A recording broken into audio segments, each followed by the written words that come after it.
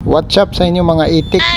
What's up sa inyo mga kapwa? So for today's video, gagawa muna kami ng labahan dito ni Kuya. So ayan na nga, tinitik-tik na namin. Palitan lang kami ni Kuya dyan pag tik-tik kasi medyo solid pala tong drainage kasi yung tapat dito sa pintuan, kaya medyo matigas, nahirapan kaming tik-tikin. So kailangan lang namin dito magpatagos ng PVC para hindi na mababasa yung dito sa may pintuan na bakal, kasi kakalawangin naman pag panay ang tapon tuwing maglalaba dito ay mababasa yung pintuan. So kakalawangin, kaya naman kailangan namin magtap ng PVC para diretso na dito sa drainage. Buhos talaga itong drainage na to, kaya medyo nahirapan kami magtik-tik, kaya kawawa talaga yung sinsil, medyo napudpud na talaga, kakapukpok. At syempre hindi namin tinigilan ni Kuya hanggang nabutas din namin. Kasunod naman mga kapwa, pinantay na namin yung lupa, tapos nilagyan na rin namin ng graba, yung pinagbistayan namin ng buhangin para mas matibay yung flooring mga kapwa, kaya nilagyan muna namin ng graba.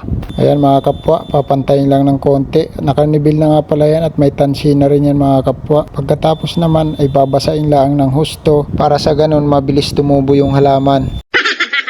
Charot lang mga kapwa, hindi nga pala ito para sa halaman, panglabahan nga pala ito ni Yet. Kailangan talaga muna basang-basayan ng husto mga kapwa bago lagyan ng semento para sa flooring mga kapwa. At syempre dating gawi, maghahalo muna ako ng semento. Dito lang kami sa loob naghahalo kasi para malapit lang at napakainit din naman sa labas.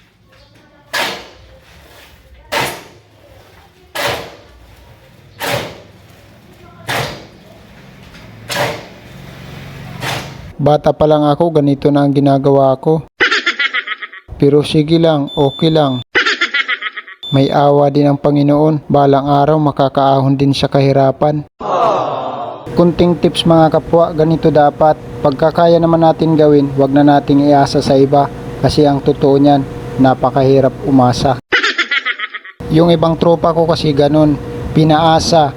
Tapos ito namang si tropa, umasa. Kaya ayun, ang sabi niya sa akin, ang saklap pre, diba?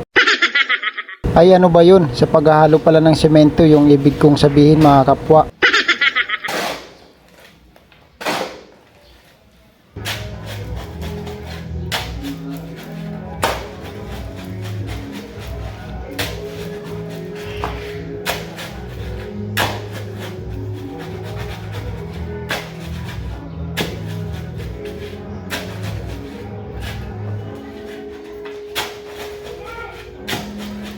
Fast forward tayo mga kapwa, at eto na nga mga kapwa, patapos na nga kami dito sa laundry area. At kung sakaling napanood mo ang video na ito mga kapwa, kung sakaling trip mo lang naman, baka pwede mong i-share, kahit tag isang share lang mga kapwa sa lahat ng viewers. Maraming salamat at shoutout sa lahat ng nagsishare, nagko-comment, nagla-like, nagre-react sa ating mga video na upload kahit na hindi mga kagandahan. Maraming salamat mga kapwa, sana dumami pa tayo, at salamat sa inyong tunay na suporta.